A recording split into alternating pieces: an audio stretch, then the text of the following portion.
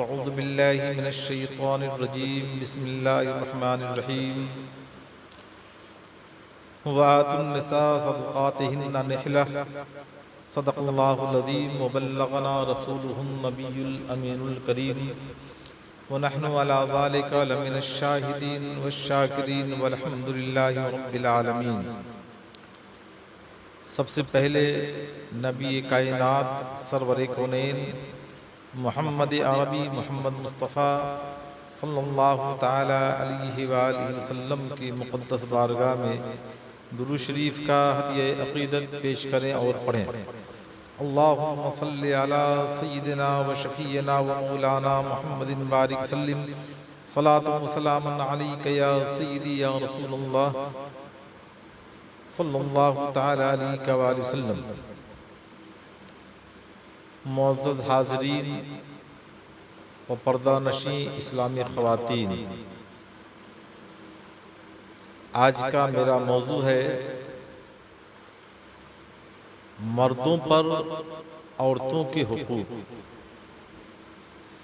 जिस तरीक़े से मर्दों के हुकूक होते हैं औरतों पर, इसी तरीक़े से शरीयत मुतहरा ने औरतों के हुकूक नाफिज किए हैं मर्दों पर।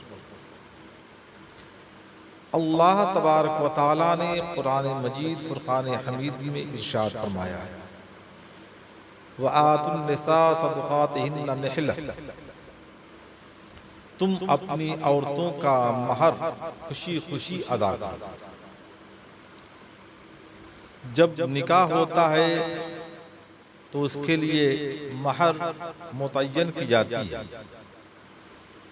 और लड़की की मर्जी से लड़की जितनी महर पर अपनी रजामंदी जाहिर कर दे, काजी उतना ही महर मुतय्यन करता है और शौहर पर ये जिम्मेदारी आयद होती है कि अपनी बीवी के हुकूक को अदा करें। सबसे पहले तो महरदैन अदा करना है, खुशी बखुशी राजी बरजा। महर को अदा करने में किसी तरह की उसे उलझन न हो, किसी तरह की कोई वो दुश्वारी महसूस न करे, बल्कि इस तरीक़े से महर को अदा करे कि उसके ज़हन व फ़िक्र में ये बात हो कि मेरे ऊपर कर्ज था, मैं कर्ज अदा कर रहा हूँ।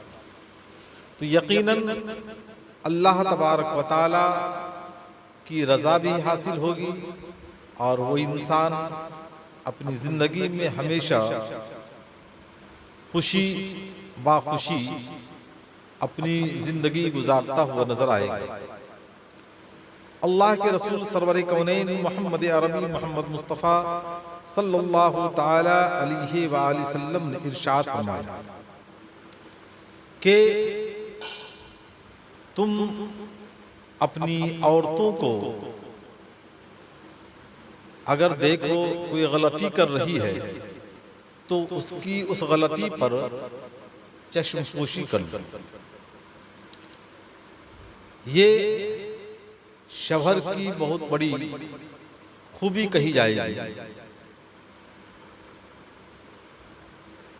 इसी तरीके से एक दूसरे के दुख दर्द में और सुख में शरीक हों। शौहर बीवी के गम में, दुख में, दर्द में शरीक हो, इसी तरीके से बीवी भी शरीक हो। अगर तरफ़ैन का मामला बहुस्न खूबी चलेगा तो यकीनन उनकी ज़िंदगी में कभी दुश्वारियाँ हायल नहीं होंगी। अल्लाह के रसूल सरवर कौनैन मोहम्मद अरबी मोहम्मद मुस्तफ़ा सल्लल्लाहु ताला अलैहि वसल्लम का इरशाद पाक है, अताते इलाही के लिए एक दूसरे का ताउन करे। शौहर बीवी का ताउन करे, बीवी शौहर का ताउन करे। शौहर पर भी जिम्मेदारी बनती है कि एक दूसरे के राज़ों की हिफाजत करे।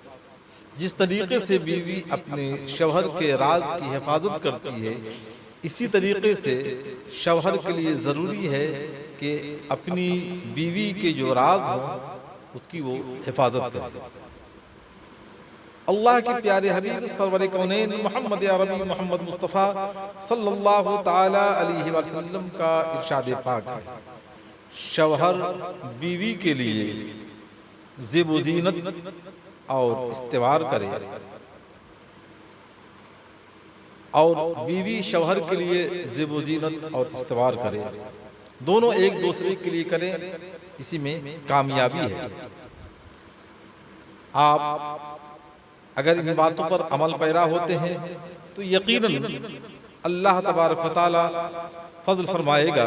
अल्लाह के रसूल सरवर कौनैन मोहम्मद अरबी मोहम्मद मुस्तफ़ा सल्लल्लाहु ताला अलैहि वसल्लम ने इरशाद फरमाया कि शौहर अपनी बीवी के जिनसी हुकूक का भरपूर ख्याल करे और उसकी अदायगी भरपूर करे।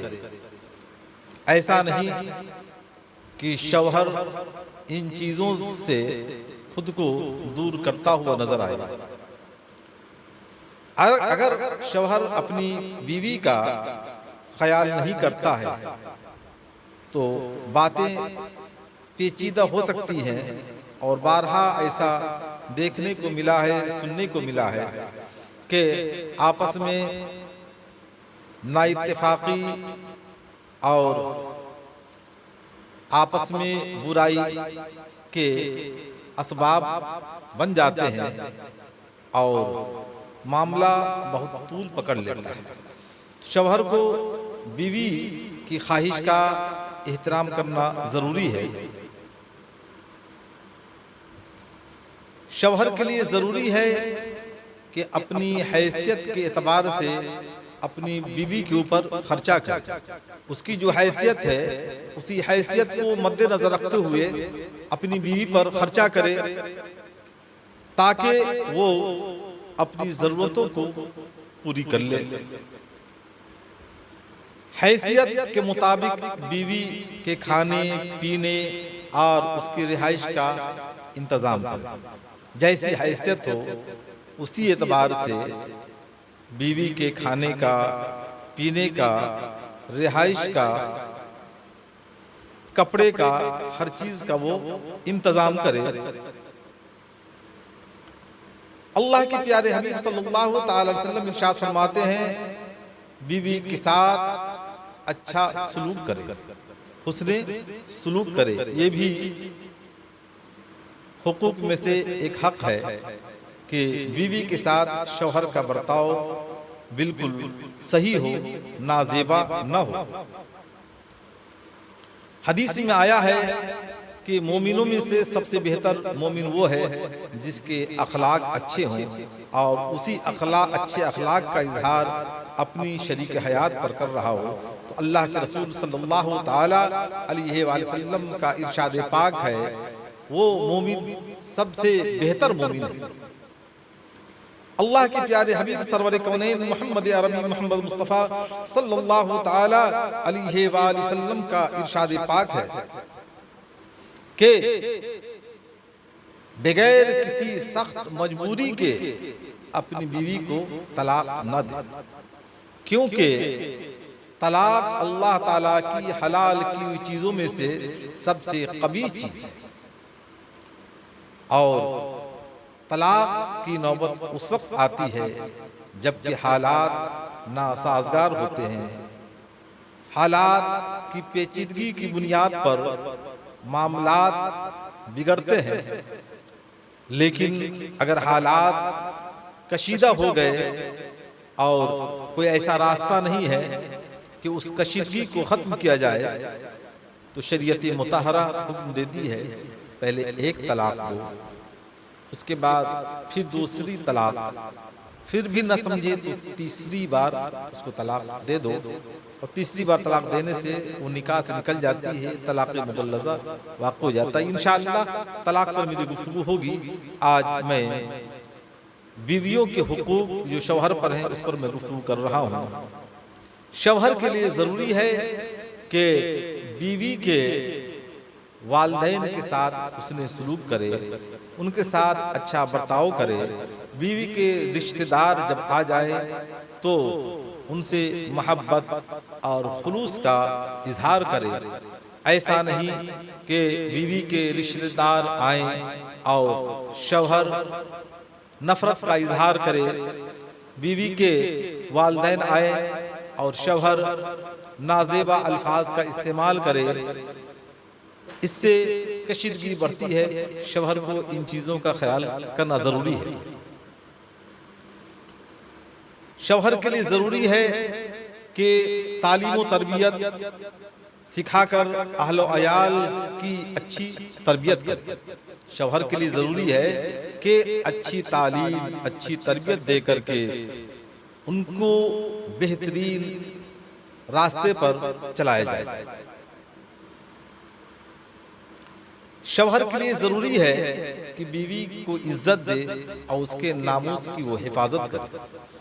शौहर के लिए ज़रूरी है कि बीवी को इज्जत दे और उसके नामूस की वो हिफाजत करे।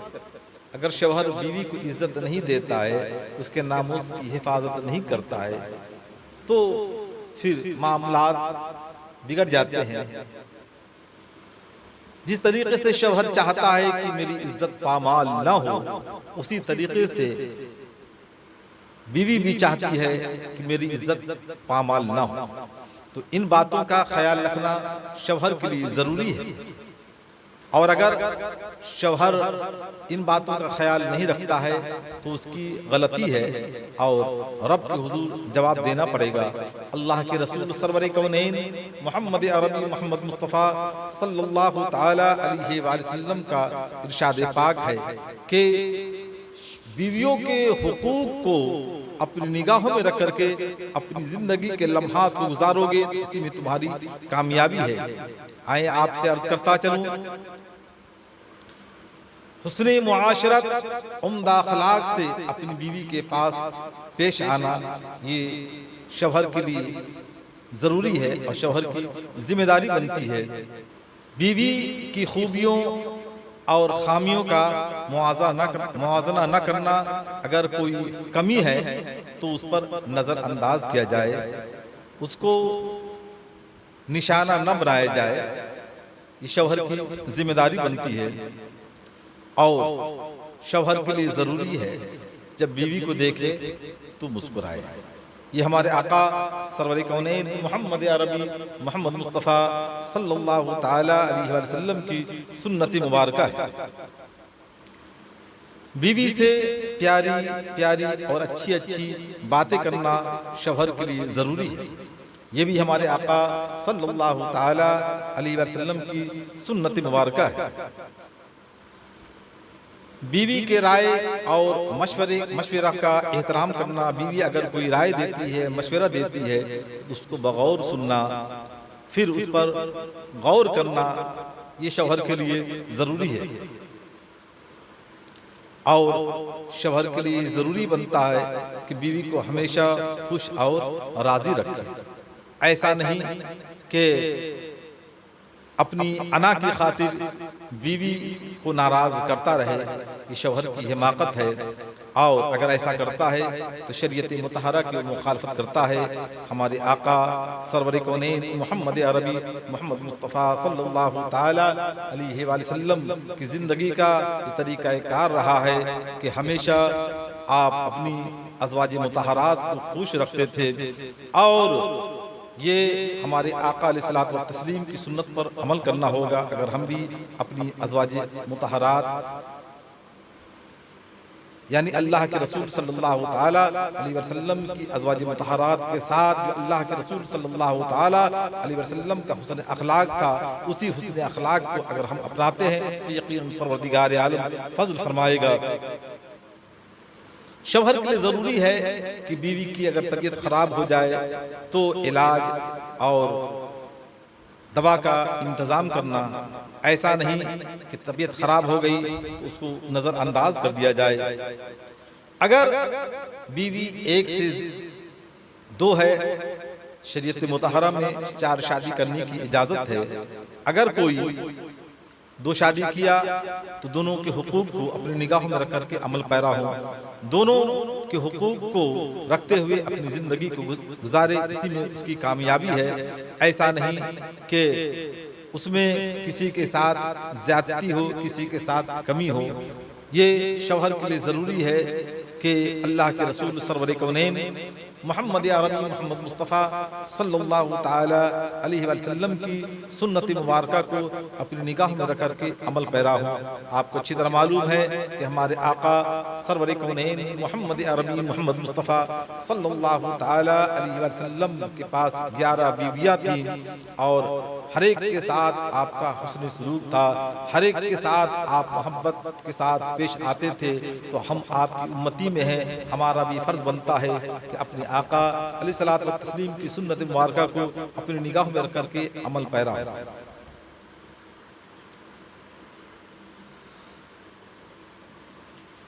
शौहर के लिए ये भी जरूरी है कि जरूरत पड़ने पर बीवी के कामों में साथ दिया जाए। ये हिंदुस्तान में ऐसा नहीं है, लेकिन मैंने मॉरिशस और दीगर मुल्कों में देखा है कि शौहर अपनी बीवियों के साथ मिलकर के उनके हाथ उनके काम में उनका ताउन करता है। लेकिन अगर हिंदुस्तान में ऐसा अगर कोई करता है तो लोग उसको गलत समझते हैं।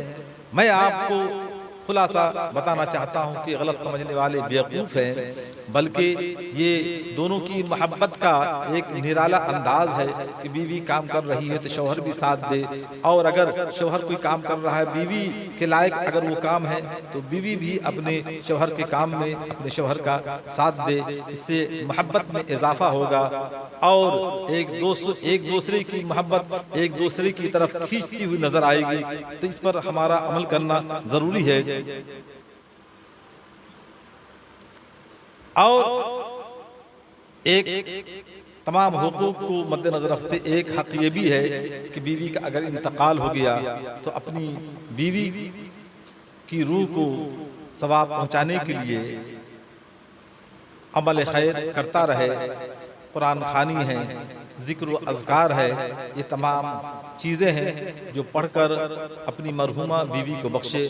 हर शौहर पर ये जिम्मेदारी बनती है, और अगर शौहर इंतकाल कर गया तो बीवी की जिम्मेदारी बनती है, क्योंकि ताली दोनों हाथ से बचती है। और अगर हम इन चीज़ों को अपनी निगाह में रख करके अमल पैदा होते हैं तो यकीन हमारी इसमें कामयाबी है। असर हाजिर का जो माहौल है, इस माहौल पर भी मैं कुछ गुफ्तगू करना चाहता हूँ कि शादी करने के बाद घर वाले यानी ससुराल वाले अपनी बहू को एक नौकरानी समझते हैं और सबका कपड़ा साफ करवाना, सबके लिए खाना बनवाना। आए मैं आपको वजाहत करते हुए बताता चलूं कि शौहर का भी खाना बनाना उसकी बीवी के लिए जरूरी नहीं है। चे जाए के ससुर और सास और देवर और ननद वगैरह का खाना बनाए। शरीयत मुतहरा में ये हुक्म है कि अगर शौहर साहिब सलाहियत है, उसके पास पैसा है और बीवी चाह रही है कि अलग मकान लेकर रहे, तो शौहर की जिम्मेदारी बनती है कि बीवी की इन बातों को निगाहों में रख करके अमल पैरा हो। इसी में कामयाबी है। आजकल तो यह है कि बच्चा जब पैदा होता है उनकी तरबियत नहीं हो पाती है, खवातीन घर के कामों में मसरूफ रहती है, देवर है तो जेठ है, शौहर है, ससुर है, सास है, सबके कामों में रहती है और मुअद्दब होकर उसे खड़ा होना पड़ता है। नहीं, मैं शरीयत मुतहरा की रोशनी में आपको बताना चाहता हूँ कि ये जो माहौल है हमारे हिंदुस्तान में, ये माहौल बिल्कुल गलत है। अगर वो कर रही है तो उसका अखलाक है, बल्कि हमारा अखलाक तो अखलाकी फरीज़ा तो ये बनता है कि उसको हम आज़ाद रखें, उसको हम मुक़य्यद न करें, क्योंकि अल्लाह वहदहु ला शरीक की बारगाह में हमें भी जवाब देना पड़ेगा। रब्बे क़दीर की हुज़ूर दुआ है कि परवरदिगार आलम हम तमाम को इन बातों पर अमल करने और कराने की तौफ़ीक़ रफ़ीक़ अता फरमाए। आमीन बजाहे सय्यिदुल मुरसलीन। अस्सलामु अलैकुम व रहमतुल्लाहि व बरकातुहू।